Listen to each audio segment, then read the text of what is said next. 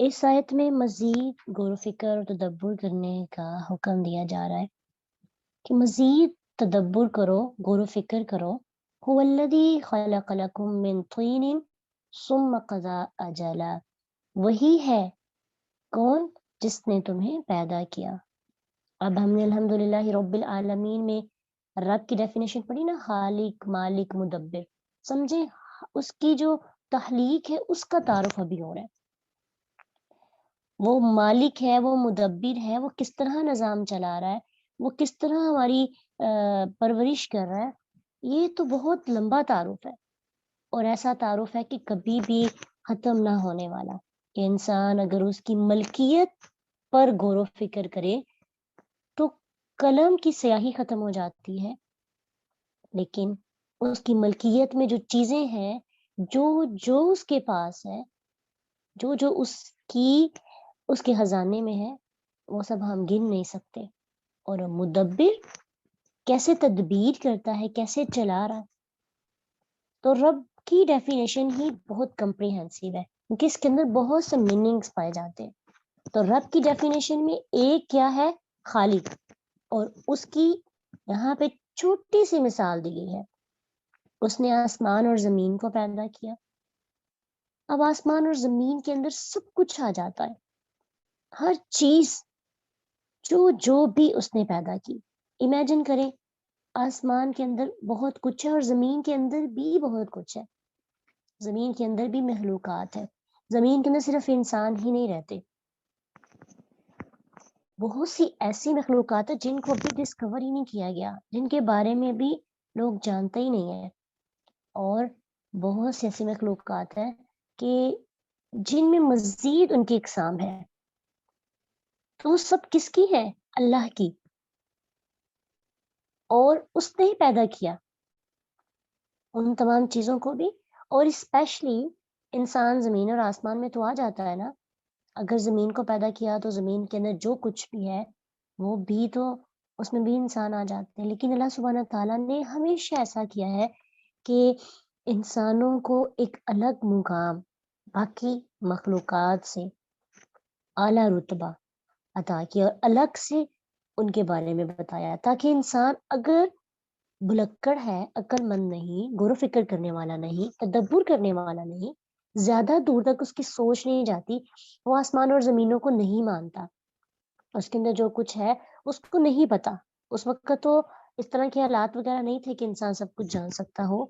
इंसान के इर्द गिर्द जो मुशाहदात में चीजें आती थी वही इंसान जान सकता था। आज भी बहुत से लोग इस चीज पे सर्च नहीं करते, तो इस वजह से इन चीजों से दूर हैं। अगर किया जाए तो ईमान में इजाफा हो जाता है कि जमीन की वुसअत को देखा जाए और आसमान की वुसअत को। तो इनको देखना दरअसल इबादत है, और अल्लाह की वुसअत का पता चलता है, उसके इल्म की वुसअत का। अल्लाह सुब्हाना ताला ने उन सब चीजों को बताने के बाद कहा, चलो वो चीजें तो बहुत बड़ी बड़ी हैं ना, अपनी तखलीक पे गौर व फिक्र करो। उसने तुम्हें पैदा किया और एक हकीर सी मिट्टी से बनाया, और अब तुम अपनी तखलीक को देखो। अब जब हमने कोई पोर्ट्रेट बनाना हो, जो लोग इस चीज में डिग्री लेते हैं, तो वहां पे भी बड़ी खास मिट्टी इस्तेमाल की जाती है जी। बड़े उनको एक केमिकल्स के जरिए कलर्स भी दिए जाते हैं, और अच्छी मिट्टी का चूज किया जाता है। या कोई पुतला वगैरह बनाना हो, या इस तरह से कोई सांचा या बर्तन बनाने हो, तो एक खास अमल से एक मिट्टी गुजरती है, फिर से प्रॉपर एक प्रोडक्ट तैयार की जाती है। तो खुद सोचें, वो जो हम अपने हाथों से बनाते हैं और जो अल्लाह ने बनाया, दोनों में कितना फर्क है। तो इससे क्या पता चलता है, कमाल मिट्टी में नहीं है। मिट्टी क्या है, उसके अंदर क्या है, क्या मिट्टी बोल सकती है? क्या मिट्टी के अंदर सुनने की सलाहियत है? क्या मिट्टी के अंदर अक्ल हो सकती है? आपके पास मिट्टी पड़ी, आप इसे एक पुतला सा बनाए, तो क्या वो पुतला बोलेगा? क्या वो देखेगा? क्या उसके पास अक्ल होगी? जब इंसान मिट्टी के बुत बनाता है तो उसके अंदर कोई ऐसी सलाहियत पाई जाती है। लेकिन जब अल्लाह ने बनाया तो क्या बनाया, एक इंसान बनाया, एक निजाम बनाया। क्या क्या उसके अंदर रखा। और आप खुद सोचिए, انسان مٹی سے بنا ہے اور انسان کے اندر کتنی چیزیں ہیں. اسکن کو دیکھ کے تو آپ کہہ سکتے ہیں کہ یہ مٹی سے بنا ہے، لیکن جو اندر کلرز ہیں ہماری جسمانی اعضاء کی ڈفرینٹ کلرز ہیں، بلڈ ہے، سب چیزیں کس طرح سے ڈیزائن کی گئی ہیں. کیا کمال مٹی کا ہے یا ڈیزائنر کا، جس نے تیار کیا، جس کے ہاتھ لگے، اور اللہ نے اپنے ہاتھ کے ساتھ انسان کو بنایا اور اس کے بعد اس کے اندر ایک ایسا سسٹم رکھ دیا کہ جس سے اسے انرجی ملتی رہتی ہے. انسان کو چارج نہیں ہونا پڑتا، اپنے آپ کی چارجنگ نہیں کرنی پڑتی. خود کی بیٹری جب لو ہو جاتی ہے تو انسان کچھ بھی کھا لے وہ چارج ہو جاتا ہے. اور اس کے اندر ایک ایسی انرجی ہے کہ جیسے جیسے موسم چینج ہوتا ہے اس کو ویسی انرجی ملتی رہتی ہے. آپ خود سوچیں، جب آپ سردی محسوس کرتے ہیں تو آپ کمبل میں لیٹتے ہیں، بیٹھتے ہیں، تو آپ کو گرمائش پہنچتی ہے. وہ گرمائش کہاں سے آتی ہے؟ وہ انسان کے ہی جسم سے آتی ہے. اب آپ کہیں گے وہ تو کمبل نے دی، لیکن کمبل جب ایسے ہی پڑا تھا، بلینکٹ آپ کے پاس ایسے ہی پڑا، تو کیا اس کے اندر سے اس طرح کی گرمائش آ رہی تھی؟ کیا اس کے اندر سے وہ ہیٹ آپ کو مل رہی تھی؟ وہ ایسے سائڈ پہ پڑا. لیکن جب آپ نے اس کو اوڑھا اور آپ کے اندر سے وہ دونوں یعنی کمبل یعنی اس بلینکٹ اور آپ کے جسم کی انرجی نے مل کر ایک گرمائش پیدا کی، تو اس میں کس کا کمال ہے؟ آپ کے جسم کا. تو یہ سب کچھ کس نے رکھا ہے انسان کے اندر؟ اللہ سبحانہ تعالیٰ نے. آپ اگر انسان کی یعنی اپنی تخلیق پر کسی ایک بات پر بھی غور و فکر کریں، تدبر کریں، تو انسان عاجزی کے ساتھ سر اس کا اللہ کے سامنے جھک جاتا ہے کہ اس قدر حیرت انگیز تخلیق اللہ نے کی مٹی کے ساتھ. اور اس کی ایک اور خصوصیت دیکھیں کہ جب آپ کوئی چیز بناتے ہیں، اگر آپ نے کوئی پتلا بنایا تو کیا اس پتلے سے مزید نسل اس کی بڑھے گی؟ انسان جب کوئی چیز بناتا ہے تو اس سے اس کی مزید نسلیں نہیں بڑھتی. ایک بناتا ہے تو پھر وہ ایک ہی رہتی ہے. اگر اس سے زیادہ چیزیں چاہیے، اگر اس سے 100 ڈریس چاہیے تو وہ ایک ڈریس بنانے کے بعد اس کو پانی دیتا رہے تو کیا اس سے مزید ڈریسز نکلتے جائیں گے؟ پاسبل نہیں ہے نا. ایک ڈریس بنایا تو اس جیسے چاہیے تو پھر 100+ ڈریس بنانے پڑیں گے. اگر ایک ٹوائے بنایا ہے تو اس جیسے اور چاہیے تو اور ٹوائز بنانے پڑیں گے. لیکن اللہ سبحانہ تعالیٰ نے آدم کو بنایا کھنکھناتی ہوئی مٹی سے اپنے ہاتھوں کے ساتھ، اور پھر آدم سے مزید نسل پروان چڑھتی گئی، مزید نسلیں بڑھتی گئی آدم سے.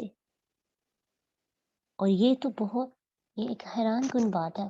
اللہ سبحانہ تعالیٰ کی تخلیق پر غور و فکر کرنے کے لیے ایک یہی بات ہی کافی ہو جاتی ہے کہ اللہ نے ایک کو پیدا کیا اور آج تک اللہ کی پیدائش، پیدا کرنے کا، تخلیق کا عمل رکا نہیں، بڑھتا چلا جا رہا ہے. تو اللہ کی تعریف، هو الذی خلق لکم من طین ثم قضى اجلا. اور اس صورت میں آپ دیکھیں گے بہت سی نعمتوں کا ذکر ہوگا، تدبر کا، اور ہر ایک کو آپ نے الحمدللہ کے ساتھ کنیکٹ کرنا. جب بھی حیرانگی کا اظہار کرنا ہے تو زبان سے کیا نکلنا چاہیے؟ الحمدللہ. سب تعریف اللہ کے لیے، اسی نے پیدا کیا، اس کا کمال ہے. اور اس نے ایک وقت بھی مقرر کیا ہے، نہ صرف پیدا کیا بلکہ ایک وقت مقرر کیا، واپسی کا وقت. یہ بھی ایک نشانی ہے. کیسے؟ موت کیسے نشانی ہو سکتی ہے؟ صرف تخلیق ہی نشانی نہیں، موت بھی ہے، اور موت تو سب سے بڑی نشانی ہے. آپ خود سوچیں. چلیے انسان کوشش کر کے اگر ہم توحید سے ہٹ کر تھوڑا سا سوچیں اور باقی عام لوگوں کی سوچیں جو کہ اسلام کو، اللہ کو نہیں مانتے، تو پیدائش میں چلیے وہ کچھ بھی ذہن میں لے آئے، لیکن جب موت کا وقت آتا ہے تو دنیا جہان کی جتنی بھی انرجیز آپ استعمال کر لیں، جتنے بھی قانون لگا لیں، میتھڈ یوز کر لیں، سائنس ابھی تک موت کو روکنے کی کوئی بھی میڈیسن ایجاد نہیں کر سکی. تو مقدا اجلا، یہ ایک بہت بڑی نشانی ہے. کوئی موت کو نہیں روک سکتا. جب وہ آتی ہے تو اس نے آنا ہی ہے، نہ 1 منٹ پہلے آتی ہے نہ 1 منٹ بعد آتی ہے. اور کوئی بھی عزیز اپنے کسی جانے والے کو روک نہیں سکتا. یہ سب اس کی پلاننگ ہے. کون کتنی دیر یہاں پہ ٹھہرے گا یہ اس نے فیصلہ کرنا ہے. اس کے پاس ہے ان سب چیزوں کا اقتدار. وَأَجَلٌ مُّسَمًّى عِندَهُ، اور اس کے علاوہ بھی ایک مدت ہے. اور وہ کون سی مدت ہے؟ اس مدت سے مراد کیا ہے؟ قیامت کا وقت، جسے صرف وہی جانتا ہے. اس کے سوا کسی کو علم نہیں کہ وہ کب آئے گی. ثم انتم تمترون، کیا تم پھر بھی شک کرتے ہو؟ کس چیز کے بارے میں؟ واپس لوٹ جانے کے بارے میں. خود اللہ کے بارے میں جس نے تمہیں بنایا، جس نے آسمان زمین کو پیدا کیا، جس نے تمہاری تخلیق کی، تمہاری موت کو رکھ کر تمہارے لیے ایک بہت بڑی نشانی بنا دی تاکہ تم اس پر غور و فکر کرو. تو شاید سے ہمارے لیے کیا لیسن ہے کہ جس اللہ نے تمہیں بنایا، تمہاری موت کا وقت جس کو تم دیکھتے ہو پوری دنیا دیکھتی ہے، تو اس نے پوری دنیا کے خاتمے کا وقت بھی مقرر کیا ہے، اور وہ وقت آ کر ہی رہے گا، چاہے تم مانو چاہے تم نہ مانو. لوگ کہتے ہیں نا ہاؤ، کیسے پاسبل ہے جی قیامت آئے گی، انسان دوبارہ اٹھے گا قبروں سے. جن کا ایمان نہیں ہوتا، جن کا اللہ پہ یقین نہیں ہوتا، وہ آخرت پر بھی یقین نہیں رکھتے. لیکن ثم قضا اجلا، اس چیز پر تو سب کا یقین ہے کہ مرنا تو سب نے ہی ہے. تو اگر اس پہ غور و فکر کیا جائے تو انسان کو خود بخود اس چیز کا احساس ہو جاتا کہ پہلے وہ بھی مردہ تھا، اس کو اللہ نے جان دی، پھر مارا، اور دوبارہ اللہ سبحانہ تعالیٰ اس میں جان ڈالیں گے اور وہ اٹھے گا. وَهُوَ اللَّهُ فِي السَّمَاوَاتِ، مزید اللہ کا تعارف، وہ اللہ جو آسمان اور زمین میں ہے. کس طرح ہے؟ علم کے لحاظ سے. اس کے علم کی وسعت بیان کی جا رہی ہے کہ وہ کس طرح آسمان اور زمین میں ہے. اور پھر اس آیت میں اس کے علم کا کامل ہونا،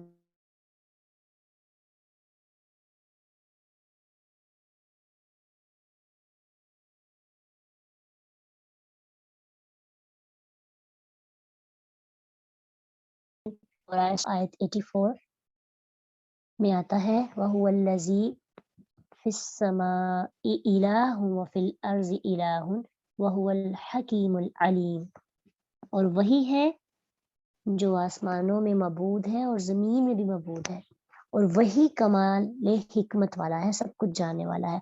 یعنی آسمانوں اور زمین میں ایک ہی ذات ہے جسے اللہ کہہ کر پکارا جاتا ہے، جس کی آسمان اور زمین دونوں میں حکومت ہے، دونوں میں اس اکیلے ہی کی عبادت کی جاتی ہے. کیوں کہ وہ تمہاری ہر چھپی ہر کھلی بات کو، تمہارے عمل کو جانتا ہے.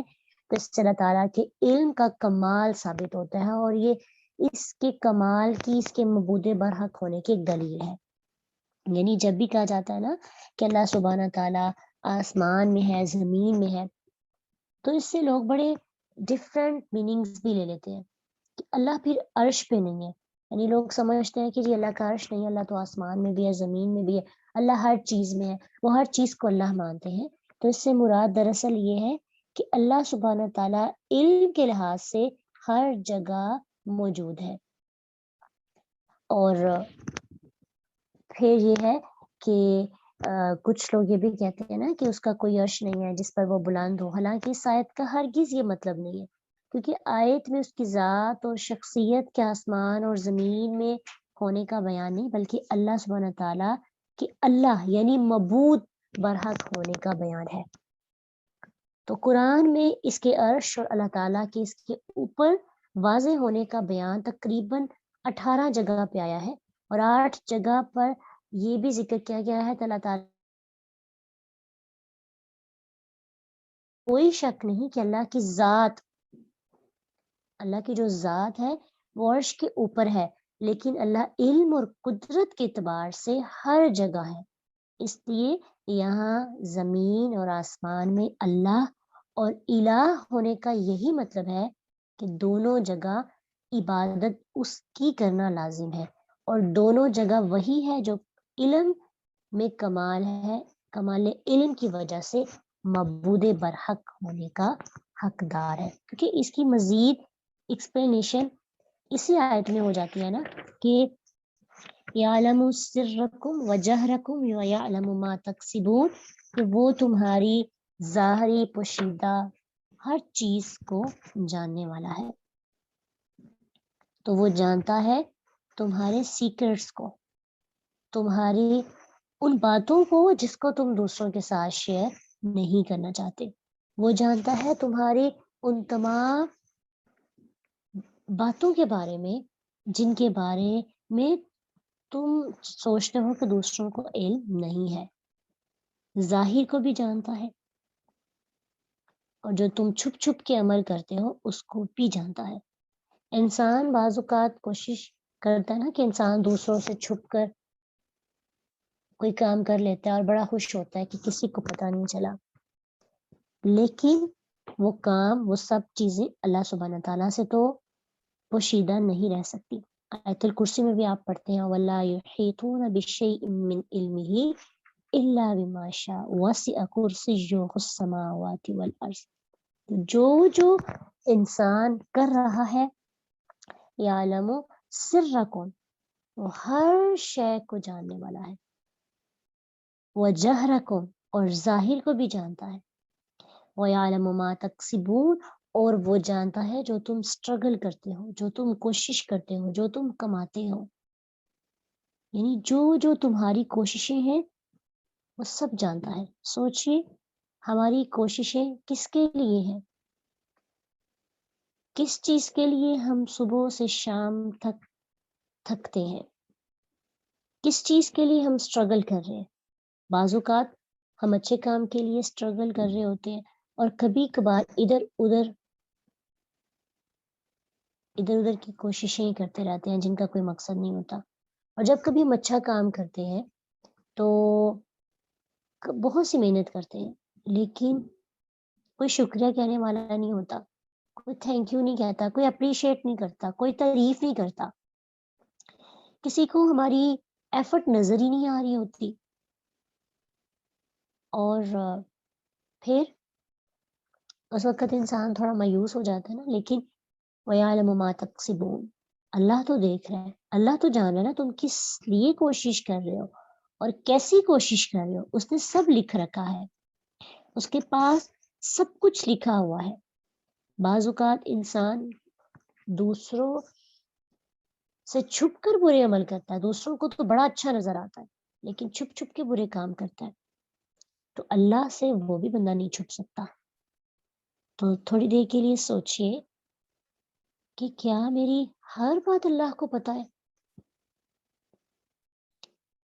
ہم اللہ سے کتنی حیا کرتے ہیں، یعنی آپ اپنے اندر جھانکیے، باہر تو چلے کوشش کرتے ہیں نا سب کے سامنے بڑے اچھے رہے، اخلاق بھی اچھا رکھنے کی کوشش کرتے ہیں، اور لوگوں کے ساتھ معاملات بھی تھوڑا عزت کا معاملہ ہوتا ہے، لیکن کچھ لوگوں کو اس چیز کی بھی ٹینشن نہیں ہوتی، وہ کہتے ہیں کہ مجھے کوئی کہے تو کوئی کچھ نہیں کہہ سکتا، لیکن ایک لمحے کے لیے اپنے اندر دیکھیے ہمارے اندر آج کل کیا چل رہا ہے، اور کیا ہمارا جو اندرونی سسٹم ہے، اندرونی سوچیں ہیں، باطنی خیالات ہیں، اگر وہ انسانوں کے سامنے رکھ دی جائیں تو کیا ہم اٹھنے بیٹھنے چلنے پھرنے کے قابل رہ سکتے ہیں لوگوں کے سامنے؟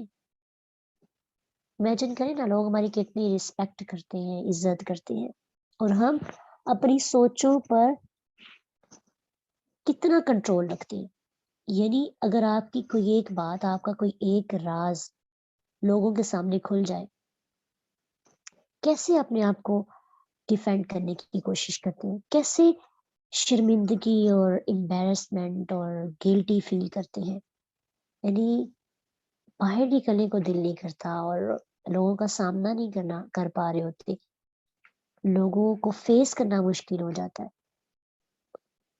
سرنڈر کرنا مشکل ہو جاتا ہے، اور پھر بعض اوقات کچھ لوگ اس وجہ سے قطع تلقی کر لیتے ہیں، تو ہم اللہ تعالیٰ سے اتنی بھی حیا نہیں رکھتے کہ اس کو ہر چیز کا پتہ ہے، لیکن ہم اس کی حیا کو ذہن میں رکھتے ہوئے کبھی کوئی گناہ چھوڑا، کبھی کوئی برا خیال، کبھی نیگیٹیوٹی جو ہمارے اندر ہے، تنہائی میں جو گناہ کی، تو اگر انسان یہی سوچ لینا کہ میری ہر بات اللہ کو پتہ ہے، یہ جملہ بہت چھوٹا سا ہے، لیکن یہ انسان کو برائیوں سے کی جڑ کو نکال کر روشنی کی طرف لے کے آنے والا ہے۔